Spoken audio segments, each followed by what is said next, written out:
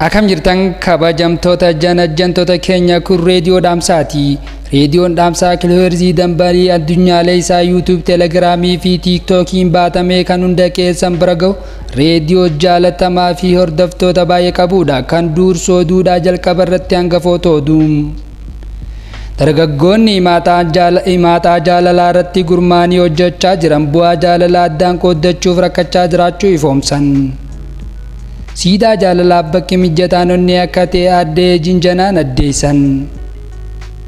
Shamarran afur fuudhuun dirree TikTokii shamarran irraa qulqulleessuuf hojjechaa jiraachuu qeerroowwan Oromiyaa gabaasan. Humni oomisha baay'een sababii TikTokii keessa oolaniif biyyi Itoophiyaa daa'imummaa isheetiin akka turtuuf carraa guddaa taphata jedhan xiinxaltoonni. Kunneen hangafoota oduu turanii waan dhaggeeffataniif guddaa galatoomaa isiniin jecha warreen chaanaalii reediyoo dhaamsaatiif haaraa taatan marti keessanuu chaanaalicha subscribe, like, commentii fi akkasumas share godhuudhaan jajjabeessaa isiniin jecha kan isiniif dhiyeessee Anolii Qalammiiti. Waan dhaggeeffataniif hedduu galatoomaa.